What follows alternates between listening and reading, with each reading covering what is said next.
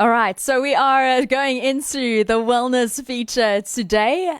Sorry, Alec, you and I are just talking too much. I haven't got my logs ready for today's interview. Great to have you back here. And it's been an exciting year, right? It's been one of those years where you're going to talk to us about how it's been personally from a training point of view. You're going to talk about how the last 2 years have been on the morning drive on every Tuesday and just some highlights. Yeah, it's been a real privilege to be able to speak to the listeners and to make friends and to present a case for improving your health span. It's I really appreciate the opportunity to be on the radio and to get the message out there that your physiology, your body is really key to improving your mental and spiritual well-being. And then also just having a healthy body just allows you to really enjoy life. It's been great. It's been a real privilege. Alec, you've got scriptures that you brought in on a weekly basis to back up what you are saying and why you are saying it. You obviously have some personal scriptures that are your basis and your foundation for your walk with Christ, and also moving into your physiology also from a daily basis. Yeah, there's a few that have been really key to me. So, I'll just mention a couple of them, but in Ephesians 5 verse 10, we encourage to experience what is pleasing to God. So that's on a personal level, and that really speaks to me about putting your faith into action, and the Bible being a call to action, and then you experiencing what is pleasing to the Lord. That's been key. And then in Romans 12 verse 1, where Paul says, I beg of you to dedicate your body as an act of spiritual sacrifice, spiritual worship rather. And that to me is always, why does he place so much emphasis on your body and it being an act of spiritual worship? There must be something there, and that sort of has led me sort of further in my pursuit of trying to understand physiology and how that impacts your well-being and your health span, and trying to determine what the key elements are, and focusing there on nutrition and exercise. And then the one that really stands out to me is that in Ephesians 3:20, where he says that God is a super abundant God that wants to exceed all your thoughts, hopes, dreams, and desires. And just understanding that he put those desires in you in the first place. So what are you passionate about? What is your purpose? And then how much better can you do and achieve that if you fuel your body for purpose and you train for purpose and you've got that in mind. And then, we can do what, we become all we are created to be, and glorify the Lord in the process. 2 years, Alec, that you've been on the morning drive every Tuesday. You've been faithful. And just so the listeners know that we are wrapping up this feature on the morning drive, but we will get to what you are going to be doing next year. It's not the end of Alec. It's just a different Alec. Yeah, it's been really great. And I've enjoyed the morning drive. And the feedback in general that we've been getting has been very positive. And I'm sure you got a story to tell, Alec. Yeah, at least one story of somebody making a change. Yeah, I really enjoy training people, and I really enjoy inspiring them and seeing them develop and grow. A good friend of mine's granny encouraged him to listen. How old was she? She's in her 80s. Wow, okay. And she joined the gym as a result at the old age home.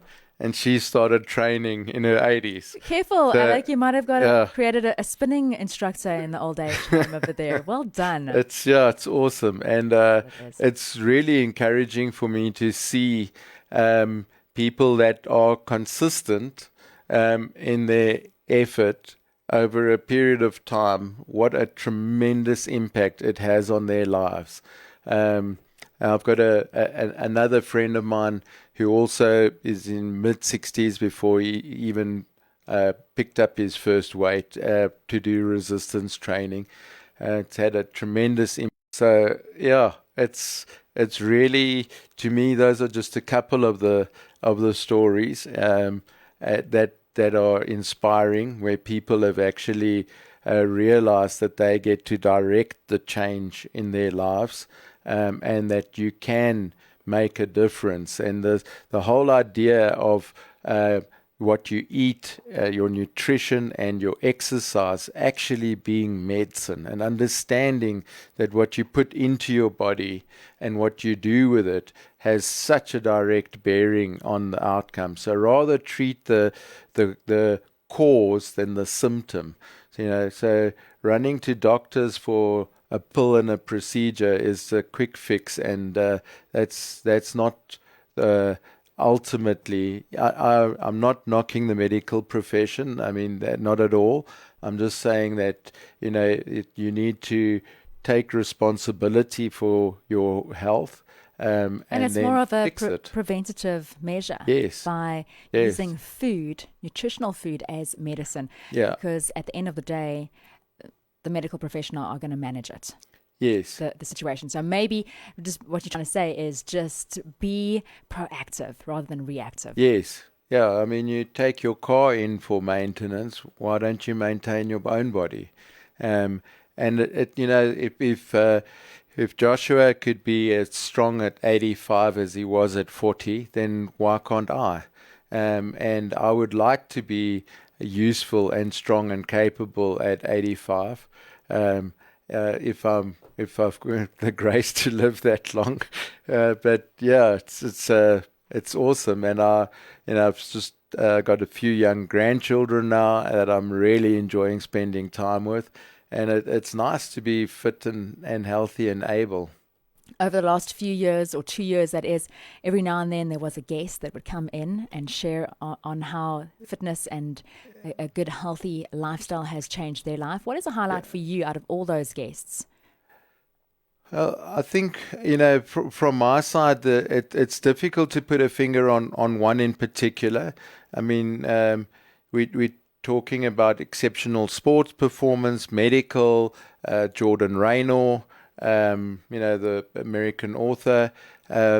And I think Jordan Raynor, to me, I must point out as a highlight, because his books have had such an impact on me personally.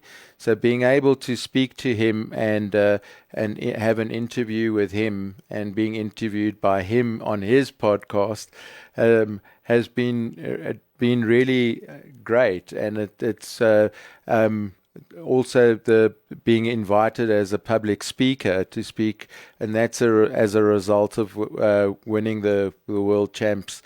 So the Lord uses everything in your life to create opportunities for you to glorify Him, and to be all you can be. And I'm really looking forward to next year, and we're going to start getting a little bit more practical.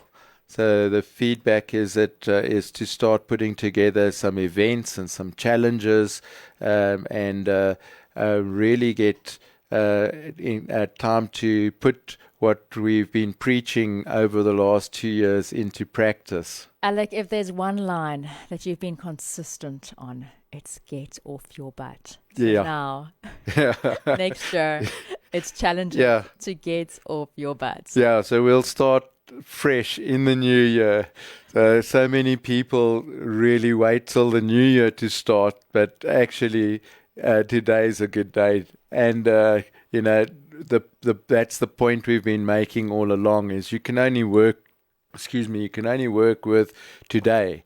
So yeah, it's important to do that, but we'll help those with New Year's resolutions. We'll give them a challenge or two. Alec, I think first we need to give our listeners advice when it comes to December, festive season. What is your advice, your top tip for December? Be as active as you possibly can. Just enjoy being out, enjoy nature, whether you're at the beach or in the bushveld, whether you're with loved ones, just get outdoors and just enjoy nature, enjoy God's creation, and be as physically active as you possibly can.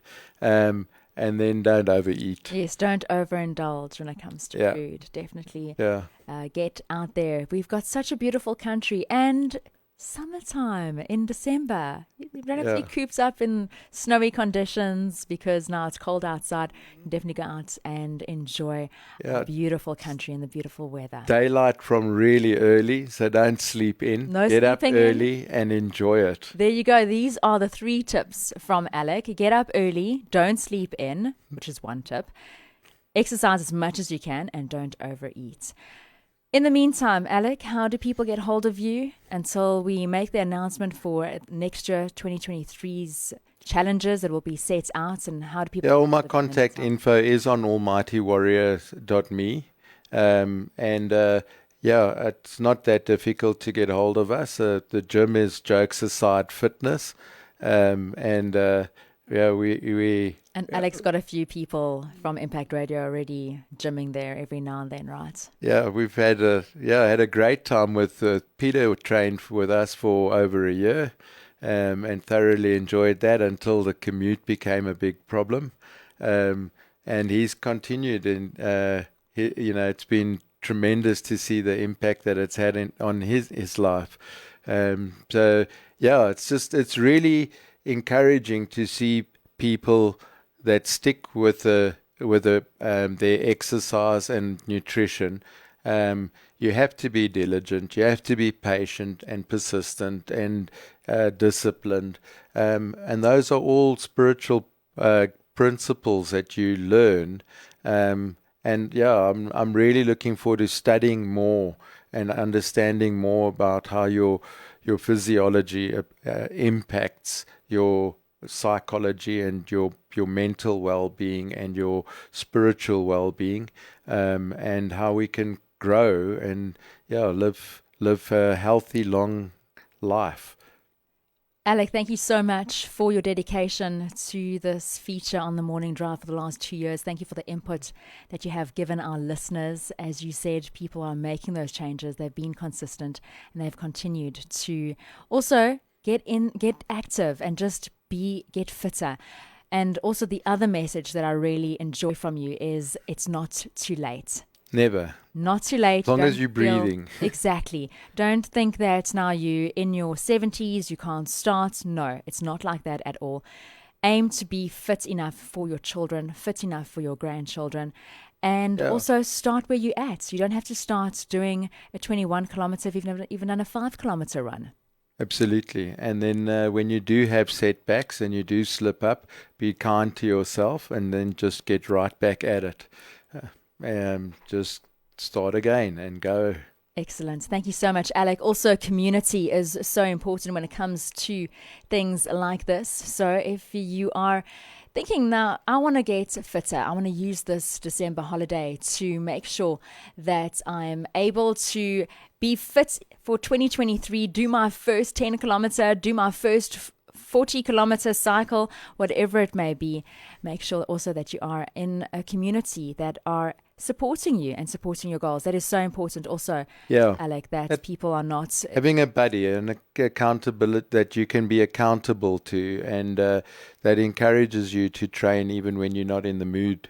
And just, again, keep it really simple. Don't set lofty goals that are so scary that you avoid actually getting off your butt and starting to train. So, keep those goals simple and straightforward, and then as you progress, you can just make the challenge just a little bit harder and a little bit harder. Keep yourself away from getting bored. That's the biggest risk. So don't get into a routine. Switch things up and keep it interesting, keep it challenging, and push your limits. Find out what you're capable of, and then try and exceed that.